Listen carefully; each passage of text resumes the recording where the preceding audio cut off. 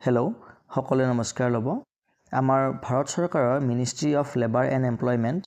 আমাৰ চমুকৈ লেবাৰ ব্যুৰোৱে যোৱা ৩-৪ মাহ ধৰি একেবাৰে সময়মতে প্ৰকাশ কৰি আহিছে আমাৰ consumer price index for industrial worker যাক আমি CP ইনডেক্স বুলি কওঁ কনজিউমাৰ প্ৰাইচ ইনডেক্স বুলি কওঁ আৰু যাৰ ওপৰত আমাৰ চৰকাৰী কৰ্মচাৰীসকলৰ মৰগীয়া বানচৰ কথাটো নিৰ্ভৰ হৈ থাকে এতিয়া এইবাৰো আমাৰ ঠিক 30 জানুৱাৰী তাৰিখে প্ৰকাশ পালে ডিসেম্বৰ মাহৰ কনজিউমাৰ প্ৰাইচ ইনডেক্স আৰু এই যেটো সূচকাংক এই সূচকাংকটো এইবাৰ আহিছে 148.2 আৰু এই সূচকাংকটো আমাৰ যোৱা মাহত মানে নৱেম্বৰ মাহত যেটো প্ৰকাশ পাইছিল সেইটো আছিল 148.2 অৰ্থাৎ ইয়াত কোনো ধৰণৰ ডিফাৰেন্স হোৱা নাই সেম হৈ আছে মানে চাবলৈ গলে নৱেম্বৰৰ যেটো কনজিউমাৰ প্ৰাইচ ইনডেক্স আছিল সেই ইনডেক্সটো ডিসেম্বৰতে একেই আছে তথাপিও যদিহে আমি এই যেটো সূচকাংক এইটো আমি অনলাইন ডিএ ক্যালকুলেটৰত বহাই দিও তেনেহলে আমি যেটো ডিএ এমাউন্ট লাভ কৰিম সেইটো এনেকুৱা হ'ব মই দেখুৱাই আছো এতিয়া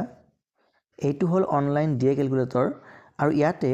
আপোনালোকে নিশ্চয় দেখা পাইছে যে আমাৰ যেটো ইয়াতে ডিসেম্বৰ 2025 ৰ যেটো সূচকাংক দেখুৱাই আছে ইয়াতে সেইটো হৈছে 148.2 আৰু এইটো নৱেম্বৰ 2025 ত কি আছিল সেম আছিল 148.2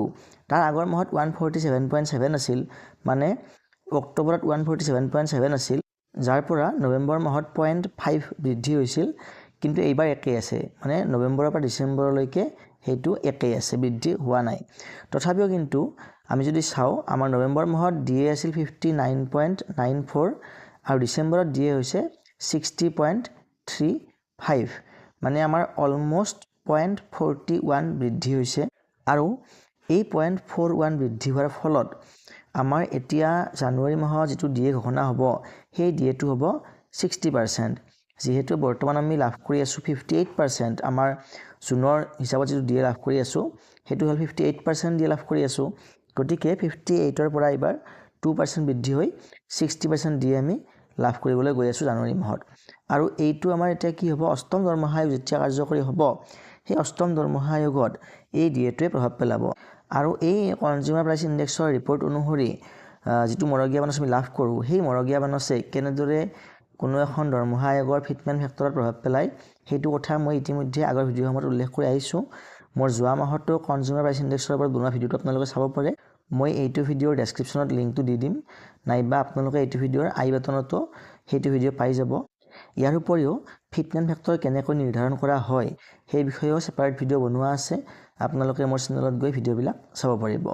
গতিকে আজিলৈ ইনফৰমেশনটো ইমানেই পৰৱৰ্তী ভিডিঅ'ত পুনৰ লগ পাম ধন্যবাদ